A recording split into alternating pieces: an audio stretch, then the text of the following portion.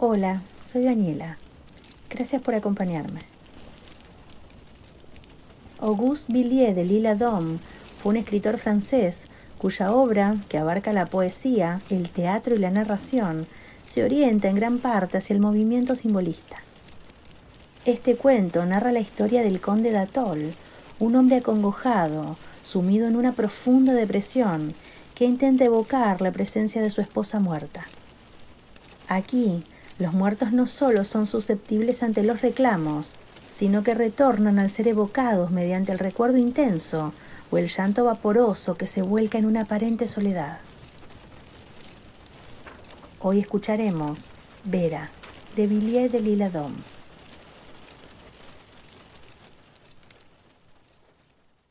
El amor es más fuerte que la muerte, ha dicho Salomón. Su misterioso poder no tiene límites. Concluía una tarde otoñal en París. Cerca del sombrío Faubourg de Saint-Germain, algunos carruajes, ya alumbrados, rodaban retrasados después de concluido el horario de cierre del bosque. Uno de ellos se detuvo delante del portalón de una gran casa señorial, rodeada de jardines antiguos. Encima del arco destacaba un escudo de piedra con las armas de la vieja familia de los condes d'Atol. Una estrella de plata sobre fondo de azur, con la divisa pálida Victrix, bajo la corona principesca forrada de armiño. Las pesadas hojas de la puerta se abrieron. Un hombre de 35 años, enlutado, con el rostro mortalmente pálido, descendió. En la escalinata, los sirvientes taciturnos tenían alzadas las antorchas. Sin mirarles, él subió los peldaños y entró. Era el conde d'Atol. Vacilante, ascendió las blancas escaleras que conducían a aquella habitación donde en la misma mañana había acostado en un féretro de terciopelo, cubierto de violetas, entre lienzos de batista, a su amor voluptuoso y desesperado, a su pálida esposa, Vera. En lo alto, la puerta giró suavemente sobre la alfombra. Él levantó las cortinas. Todos los objetos permanecían en el mismo lugar en donde la condesa los había dejado la víspera. La muerte, súbita, la había fulminado. La noche anterior, su bien amada se desvaneció entre placeres tan profundos, se perdió en tan exquisitos abrazos, que su corazón, quebrado por tantas delicias sensuales, había desfallecido. Sus labios se mojaron bruscamente con un rojo mortal. Apenas tuvo tiempo de darle a su esposo un beso de adiós, sonriendo, sin pronunciar una sola palabra. Luego, sus largas pestañas, como sendales de luto, se cerraron para siempre. Aquella jornada sin nombre ya había transcurrido. Hacia el mediodía, después de la espantosa ceremonia en el panteón familiar, el conde d'Atol despidió a la fúnebre escolta. Después solo, encerróse con la muerta, entre los 4 muros de mármol, cerrando la puerta de hierro del mausoleo. El incienso se quemaba en un trípode frente al ataúd. Una corona luminosa de lámparas en la cabecera de la joven difunta la aureolaba como estrellas. Él, en pie, ensimismado, con el solo sentimiento de una ternura sin esperanza, se había quedado allí durante todo el día. Alrededor de las 6, en el crepúsculo, salió del lugar sagrado. Al cerrar el sepulcro, quitó la llave de plata de la cerradura y, empinándose en el último peldaño de la escalinata, la arrojó al interior del panteón. Cayeron sobre las losas interiores a través del trébol que adornaba la parte superior del portal. ¿Por qué todo esto? Con certeza esto obedecía a la secreta decisión de no volver allí nunca más. Y ahora él revisó la solitaria habitación. La ventana, detrás de los amplios cortinajes de cachemira malva, recamados en oro, estaba abierta. Un último y pálido rayo de luz del atardecer iluminaba un cuadro envejecido de madera. Era el retrato de la muerta. El conde miró a su alrededor. La ropa estaba tirada sobre un sillón, como la víspera. Sobre la chimenea estaban las joyas, el collar de perlas, el abanico a medio cerrar y los pesados frascos de perfume que su amada no aspiraría nunca más. Sobre el techo deshecho, construido de ébano, con columnas retorcidas, junto a la almohada, en el lugar donde la cabeza dorada había dejado su huella, en medio de los encajes, vio el pañuelo enrojecido por gotas de su sangre cuando su joven alma aleteó un instante. El piano permanecía abierto, a la espera de una melodía inconclusa. Las flores de Indiana, recogidas por ella en el invernadero, se marchitaban dentro del vaso de Sajonia. A los pies del lecho, sobre una piel negra, estaban las pequeñas chinelas orientales de terciopelo, sobre las que un emblema gracioso resaltaba bordado en perlas. Quien vea a Vera la amará. Los pies desnudos de la bien amada jugaban aún la mañana del día anterior, moviendo a cada paso el edredón de plumas de cisne. Y allá, en la sombra, estaba el reloj de péndulo al que él había roto el resorte para que no sonasen más las horas. Así, pues, ella había partido. ¿A dónde? Vivir ahora. ¿Para hacer qué? Era imposible, absurdo. Y el conde se abismó en aquellos pensamientos extraños y sobrecogedores, rememorando toda la existencia pasada. 6 meses habían transcurrido desde su matrimonio. ¿No fue en el extranjero, en el baile de una embajada, donde la vio por primera vez? Sí, ese instante se recreaba ante sus ojos, pero de forma muy distinta. Ella se le apareció allí, radiante, deslumbrante. Aquella tarde sus miradas se habían encontrado. Ellos se habían reconocido íntimamente, sabiéndose de naturaleza igual, y en adelante se amaron para siempre.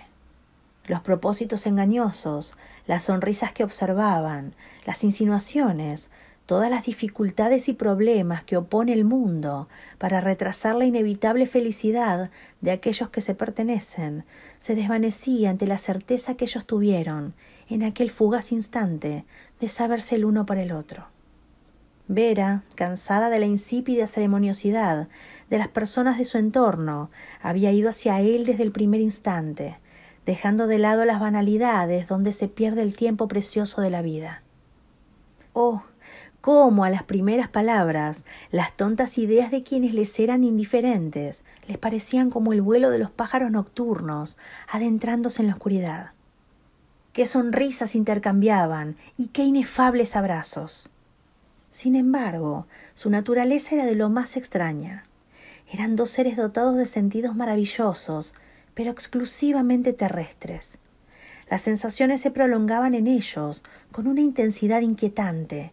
Tanto es así que se olvidaban de sí mismos a fuerza de experimentarlas. Y por el contrario, ciertas ideas, aquellas del alma, por ejemplo, del infinito, de Dios mismo, estaban como veladas a su entendimiento. La fe de la mayoría de las personas en las cosas sobrenaturales no era para ellos más que algo sorprendente y extraño, una cuestión de la cual no se preocupaban, no considerándose con capacidad para criticar o aprobar. En razón de eso, puesto que reconocían que el mundo les era extraño, se habían aislado, inmediatamente después de haberse unido, en esa vieja y sombría mansión, donde la extensión de los jardines alejaba los ruidos del exterior.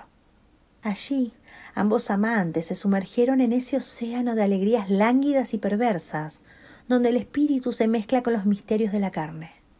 Ellos agotaron las violencias de los deseos, los estremecimientos de la ternura más apasionada, y se convirtieron en el palpitante latido de ser el uno del otro. En ellos, el espíritu se adentraba tan bien en el cuerpo que sus formas parecían compenetrarse, y los besos ardientes le encadenaban en una fusión ideal. Prolongado deslumbramiento. La muerte había destruido el encanto. El terrible accidente los desunía y sus brazos se desenlazaban. ¿Qué sombra había atrapado a su querida muerta? ¡Muerta no! ¿Es que el alma de los violonchelos puede ser arrastrada con el gemido de una cuerda que se quiebra? Transcurrieron las horas. A través de la ventana, él contemplaba cómo la noche se insinuaba en los cielos. Y la noche se le apareció como algo personal. Tuvo la impresión de que era una reina marchando con melancolía en el exilio, y el broche de diamantes de su túnica de luto, Venus, sola, brillaba por encima de los árboles, perdida en el fondo oscuro. Es Vera, pensó él. Al pronunciar en voz muy baja su nombre, se estremeció como un hombre que despierta. Después, enderezándose, miró en torno suyo. En la habitación los objetos estaban iluminados ahora por una luz tenue, hasta entonces imprecisa, la de una lamparilla que azulaba las tinieblas y que la noche, ya alzada en el cielo, hacía aparecer como si fuese otra estrella. Era esa lamparilla, con perfumes de incienso, un ícono, relicario de la familia de Vera. El relicario, de una madera preciosa y vieja, colgaba de una cuerda de esparto ruso entre el espejo y el cuadro. Un reflejo de los dorados del interior caía sobre el collar encima de la chimenea. La compacta aureola de la Madonna brillaba con hálito de cielo. La luz bizantina con finos y rojos alineamientos, fundidos en el reflejo, sombreaban con un tinte de sangre las perlas encendidas. Desde la infancia, Vera admiraba, con sus grandes ojos, el rostro puro y maternal de la Madonna hereditaria. Pero su naturaleza, por desdicha, no podía consagrarle más que un supersticioso amor, ofrecido a veces, ingenua y pensativamente, cuando pasaba por delante de la lámpara. Al verla, el conde, herido de recuerdos dolorosos hasta lo más recóndito de su alma, se enderezó y sopló la luz santa, para luego, a tientas, extendiendo la mano hacia un cordón, hacerlo sonar. Apareció un servidor. Era un anciano vestido de negro. Llevaba un candelabro que colocó delante del retrato de la condesa. Cuando se volvió, el hombre sintió un escalofrío de terror supersticioso al ver a su amo de pie y tan sonriente como si nada hubiera sucedido. «Raymond», dijo tranquilamente el conde, «esta tarde la condesa y yo nos sentimos abrumados de cansancio. Servirás la cena hacia las 10 de la noche. Y a propósito, hemos resuelto aislarnos aquí durante algún tiempo. Desde mañana, ninguno de mis sirvientes, excepto tú, debe pasar la noche en la casa. Les entregarás el sueldo de 3 años y les dirás que se vayan. Atrancarás después el portal, encenderás los candelabros de abajo en el comedor. Tú nos bastarás, puesto que en lo sucesivo no recibiremos a nadie». El mayordomo temblaba y le miraba con atención. El conde encendió un cigarro y descendió a los jardines. El sirviente pensó primeramente que el dolor, demasiado agudo y desesperado, había perturbado el espíritu de su amo. Él le conocía desde la infancia y comprendió al instante que el choque de un despertar demasiado súbito podía hacerle fatal a ese sonámbulo. Su primer deber consistía en respetar aquel secreto. Inclinó la cabeza. ¿Una abnegada complicidad de ese sueño religioso? ¿Obedecer? ¿Continuar sirviéndole sin tener en cuenta la muerte? ¡Qué idea tan extraña! ¿Podría además sostenerse por más tiempo que una noche? Mañana, ay de mí, pero quién sabe, quizá, después de todo es un proyecto sagrado. ¿Con qué derecho me dedico a reflexionar sobre ello? Salió del cuarto, ejecutó las órdenes al pie de la letra y aquella misma tarde comenzó la insólita experiencia. Se trataba de crear un terrible espejismo. El embarazo de los primeros días se borró súbitamente. Al principio con estupor, pero luego por una especie de deferente ternura, Raymond se las ingenió tan bien para parecer natural, que aún no habían transcurrido 3 semanas, cuando por momentos él mismo se sentía engañado por su buena voluntad. No había lugar para segundas interpretaciones. A veces, experimentando una especie de vértigo, tenía la necesidad de decirse a sí mismo que la condesa estaba realmente muerta. Él se dejó arrastrar a ese juego fúnebre, olvidándose a cada instante de la realidad. Y muy pronto tuvo necesidad, en más de una ocasión, de reflexionar para convencerse y rehacerse. Comprendió pronto que de seguir así no tardaría en abandonarse por completo al espantoso magnetismo a través del cual el conde iba impregnando paulatinamente la atmósfera que les rodeaba. Tenía miedo, un miedo indeciso, suave. Datol, en efecto, vivía sumido en la inconsciencia de la muerte de su bien amada. No podía más que tenerla siempre presente. A tal punto la memoria viva de la joven dama estaba mezclada con la suya. En ocasiones se sentaba en un banco del jardín, los días de sol, leyendo en voz alta las poesías que ella prefería, o bien en la tarde, delante del fuego, las 2 tazas de té sobre una mesita, conversaba con la ilusión sonriente, sentada a sus ojos en el otro sillón. Las noches, los días, las semanas transcurrieron en un soplo. Ni el uno ni el otro sabían lo que estaban haciendo, y se producían unos fenómenos singulares que hacían que resultase cada vez más difícil distinguir cuándo lo imaginario y lo real se hacían idénticos. Una presencia flotaba en el aire, una forma se esforzaba por manifestarse, por hacerse ver, plasmándose en el espacio indefinible. Datol vivía doblemente iluminado. Un semblante suave y pálido, entrevisto como un relámpago, en un abrir y cerrar de ojos, un débil acorde que hería de repente el piano, un beso que le cerraba la boca en el momento en que se disponía a hablar, pensamientos femeninos que aparecían en él como respuesta a lo que decía, un desdoblamiento de sí mismo que le llevaba a percibir, como en una niebla fluida, el perfume vertiginosamente dulce de su bien amada, muy próximo a él. Y por la noche, entre la vigilia y el sueño, las palabras oídas muy quedas le conmovían. Era una negación de la muerte elevada, por fin, a un poder desconocido. Una vez, Datol la vio y sintió tan cerca de él que la tomó en sus brazos, pero ese movimiento hizo que desapareciera. «Pequeña», murmuró él sonriente, y se adormecía como un amante ofendido por su amada risueña y adormilada. El día de su cumpleaños colocó, como una broma, una flor de siemprevivas en el ramillete que depositó encima de la almohada de Vera. «Puesto que ella se cree muerta», murmuró él. «Gracias a la profunda y todopoderosa voluntad del señor Datol, que a fuerza de amor forjaba la vida y la presencia de su mujer en la solitaria mansión, esta existencia había acabado por llegar a ser de un encanto sombrío y seductor. El mismo Raymond ya no experimentaba temor y se acostumbraba a todas aquellas circunstancias. Un vestido de terciopelo negro, entrevisto al girar un corredor, una voz risueña que le llamaba en el salón, el sonido de la campanilla despertándole por la mañana, como antes, todo esto llegaba a hacérsele familiar. Si hubiera dicho que la muerta jugaba en lo invisible, como una chiquilla. Se sentía amada de tal modo que resultaba todo de lo más natural.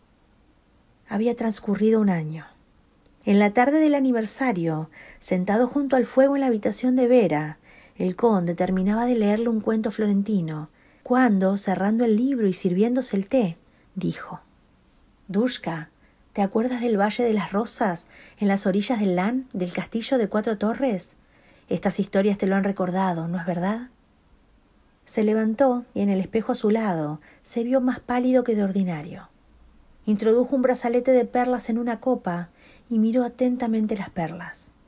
Las perlas conservaban todavía su tibieza y su oriente se veía muy suave, influido por el calor de su carne. Y el ópalo de aquel collar siberiano, que amaba también el bello seno de Vera, solía palidecer enfermizamente en su engarce de oro, cuando la joven dama lo olvidaba durante algún tiempo. Por ello la condesa había apreciado tanto aquella piedra fiel. Esta tarde el ópalo brillaba como si acabara de quitárselo y como si el exquisito magnetismo de la hermosa muerta aún lo penetrase. Dejando a un lado el collar y las piedras preciosas, el conde tocó por casualidad el pañuelo de batista en el que las gotas de sangre aparecían todavía húmedas y rojas como claveles sobre la nieve. Allá, sobre el piano, ¿quién había vuelto la página final de la melodía de otros tiempos? ¿Es que la sagrada lamparilla se había vuelto a encender en el relicario? Sí, su llama dorada iluminaba místicamente el semblante de ojos cerrados de la Madonna. Y esas flores orientales, nuevamente recogidas, que se abrían en los vasos de Sajonia, ¿qué mano acababa de colocarlas? La habitación parecía alegre y dotada de vida, de una manera más significativa e intensa que de costumbre. Pero ya nada podía sorprender al conde. Todo esto le parecía tan normal que ni siquiera se dio cuenta de que la hora sonaba en aquel reloj de péndulo, parado desde hacía un año. Sin embargo, esa tarde se había dicho que desde el fondo de las tinieblas la condesa Vera se esforzaba por volver a aquella habitación, impregnada de ella por completo. Había dejado allí tanto de sí misma, todo cuanto había constituido su existencia la atraía. Su hechizo flotaba en el ambiente. La desesperada llamada y la apasionada voluntad de su esposo debían haber desatado las ligaduras de lo invisible en su derredor. Su presencia era reclamada y todo lo que ella amaba estaba allí. Ella debía desear volver a sonreír aún en aquel espejo misterioso en el que admiró su rostro. La dulce muerta, allá, se había estremecido ciertamente entre sus violetas bajo las lámparas apagadas. La divina muerta había temblado en la tumba, completamente sola, mirando la llave de plata arrojada sobre las losas. Ella también deseaba volver con él, y su voluntad se perdía en las fantasías, el incienso y el aislamiento, porque la muerte no es más que una circunstancia definitiva para quienes esperan el cielo.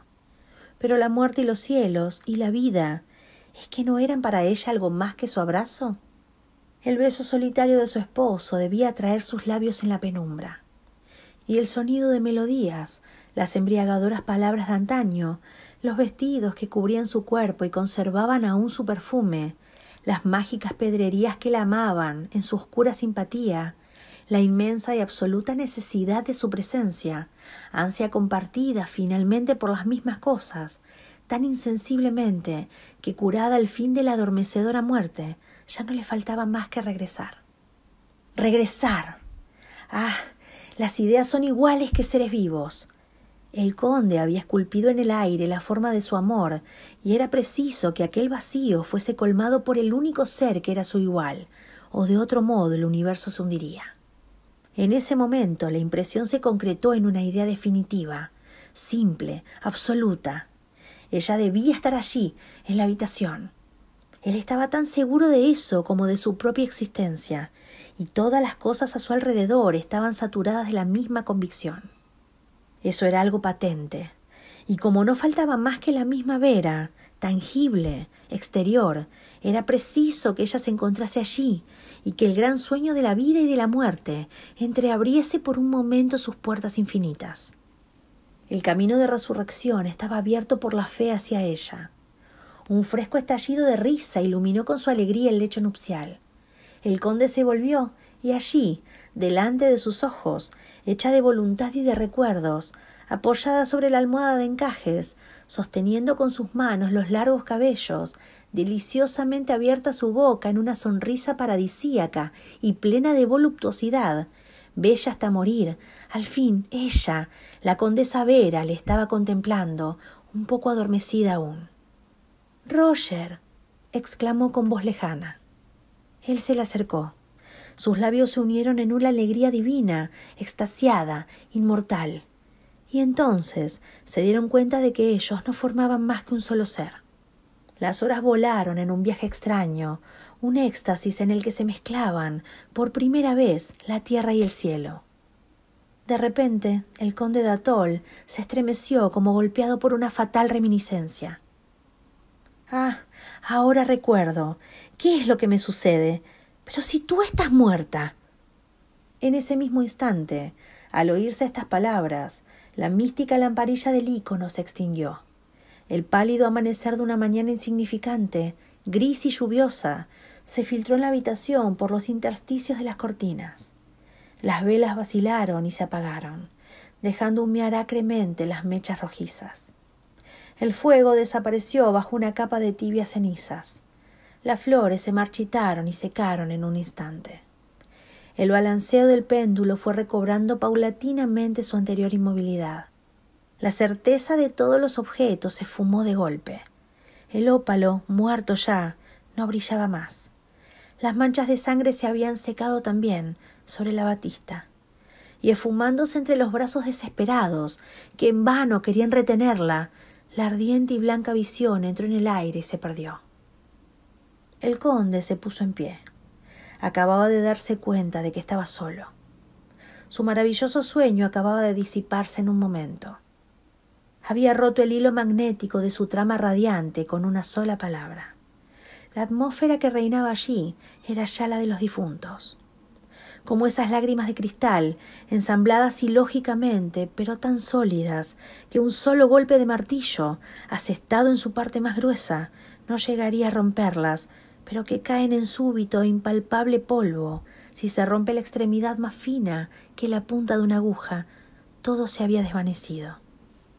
«Oh», gimió él, «todo ha terminado, la he perdido, otra vez vuelve a estar sola. ¿Cuál es ahora la ruta para llegar hasta ti? Indícame el camino que puede conducirme hasta ti». De pronto, como una respuesta, un objeto brillante cayó del lecho nupcial sobre la negra piel con un ruido metálico. Un rayo del tétrico día lo iluminó. El abandonado se inclinó, lo tomó y una sonrisa sublime iluminó su rostro al reconocer aquel objeto. Era la llave de la tumba.